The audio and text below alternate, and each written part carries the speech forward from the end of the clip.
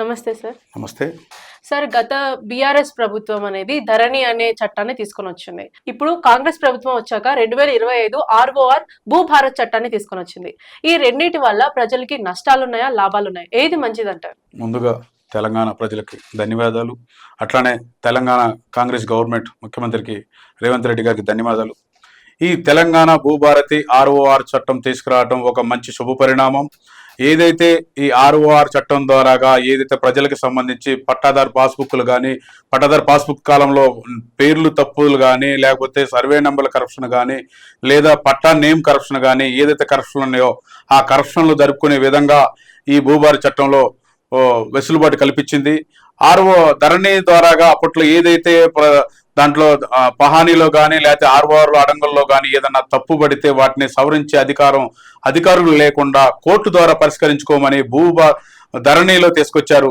దానివల్ల ఎవరికైనా ప్రజలకి ఏదైనా సర్వే నెంబర్లు కానీ, పట్టాదారు పేర్లు తప్పు కానీ, లేకపోతే విస్తీర్ణం తేడా పడ్డా కానీ చేసే విధంగా ధరణిలో లేకుండా కోర్టు ద్వారా పరిష్కరించుకోవాలా.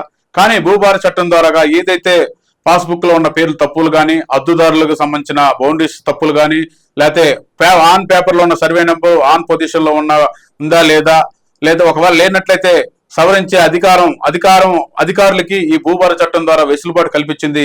ఇది ఒక రకంగా తెలంగాణ ప్రజలకి ఒక మంచి వరం లాంటిది.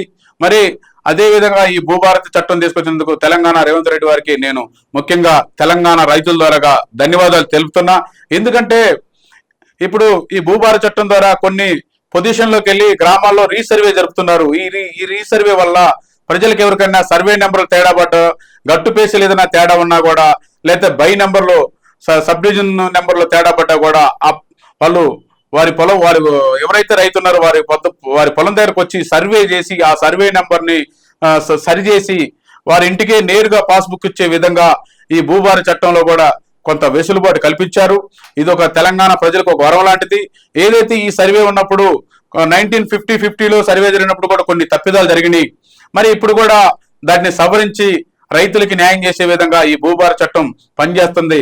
నేను ముఖ్యంగా తెలంగాణ రైతులకు ఒకటే వినిపిస్తున్నానయ్యా, ఏదైనా గట్టు పేసీలు కానీ, చిన్న చిన్న సమస్యలున్నా కానీ ఈ గ్రామాల్లో రీసర్వే జరిగినప్పుడు మీరు కూర్చొని మాట్లాడుకొని అది సెటిల్ చేసుకొని ఇరువురి మధ్య బౌండరీస్ చేసుకొని మీ యొక్క కొలతలు మీ భూమి యొక్క గ్రామ సర్వేలకు మీరు మీ బౌండరీ చూపిస్తే మీ సర్వే చేసి మీ ఏదైతే ఉన్నాయో పాత పాస్బుక్లు కాకుండా కొత్తగా భూభారతి చట్టం ద్వారా కొత్తగా పట్టా పాస్బుక్లు మీ ఇంటికి పంపించే విధంగా ప్రభుత్వం పనిచేస్తుంది. మరి ఈ రీసర్వేని మీరు చాలా జాగ్రత్తగా సర్వేలు వచ్చినప్పుడు మీ యొక్క భూమిని చూపించి ఏదైనా చిన్న పొరపాట్లున్నా, విస్తీర్ణంలో తేడాలున్నా, గట్టు దగ్గర తేడాలున్నా కూర్చొని మాట్లాడుకొని కనుక మీరు ఆ రీసర్వేలో సర్వే అధికారులకు మీరు సహకరించి మీరు కనుక సెటిల్ చేసుకొని మా భూమి ఇంతవరకు ఉందనుకుంటే మీకు మంచి మేలు జరుగుతుంది. మీ ఇంటికే పాస్బుక్ వచ్చే విధంగా ఈ భూభారతి చట్టం తీసుకొచ్చారు. ఈ భూభారతి చట్టం ద్వారా ఏదైతే ఉన్నాయో తప్పుదాలు మొత్తం సవరించే విధంగా అధికారులకి వెసులుబాటు కల్పించారు. కాబట్టి ఇది ప్రజలకు ఒక విధంగా చెప్పాలంటే రైతులకు కూడా ఒక వరం లాంటిది. గతంలో ఏదన్నా చిన్న సర్వే నెంబర్ తేడా పడ్డా, ఒక సబ్ డివిజన్ తేడా పడ్డా అది కోర్టుకి వెళ్తే సంవత్సరం పట్టిద్దా, 2 సంవత్సరాలు పట్టిద్దా, 3 సంవత్సరాలు పట్టిద్దా తెలీదు. కోర్టు ద్వారా వెళ్ళి కోర్టు జడ్జిమెంట్ ద్వారా పరిష్కరించుకోవాలా. అట్లా కాకుండా ఈ భూభారతి చట్టంలో ఏదైతే తప్పిదాలు జరిగినాయో అవన్నీ సవరించే విధంగా అధికారులకు చేసే వెసులుబాటు కల్పించింది ఈ భూభారతి చట్టం. ఒక మంచి సుపరిణామం. ఈ భూభారతి చట్టం చేసినందుకు తెలంగాణ ప్రభుత్వానికి, తెలంగాణ కాంగ్రెస్ గవర్నమెంట్ కి నేను ధన్యవాదాలు చెప్తున్నా. ఈ యొక్క చట్టాన్ని మీరు ఈ భూభారతి చట్టం ద్వారా ప్రజలు మేలు పొందే విధంగా మీరు పనిచేసుకోవాలని చెప్పి నేను తెలుపుతూ ధన్యవాదాలు తీసుకుంటున్నా.